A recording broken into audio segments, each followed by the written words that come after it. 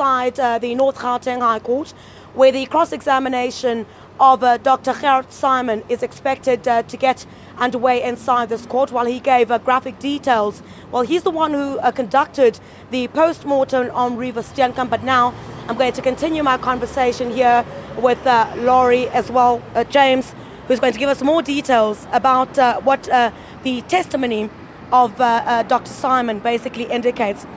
Lourie, thank you very much for joining us once again.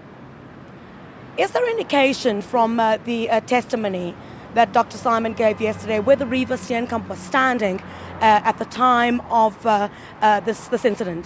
There most definitely was. What he did say is that the shot was fired from approximately 83 or 93 centimeters. I'm not exactly sure, but that would indicate that when she was hit in the hip, that she was on her feet. All right.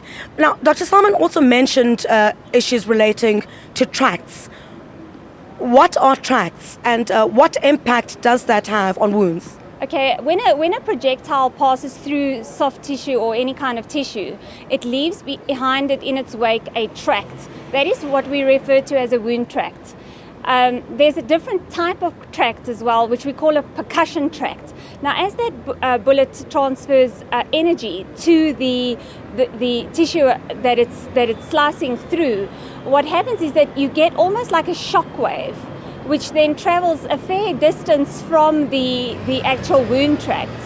And what you get then is shearing of the tissue because it's friction. And remember, not all of our tissue is the same, so it's not all the same elasticity. So what you end up with is hard tissue shearing on softer tissue and against bone. So you also end up with that frictional damage, which can cause massive damage to small capillaries that actually flow through our tissues. So that would increase your hemorrhaging due to the nature of this shockwave.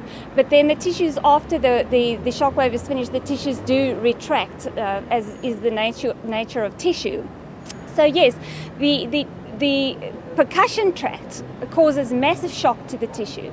And there you get a lot of extra damage, not necessarily the damage left in the wound tract.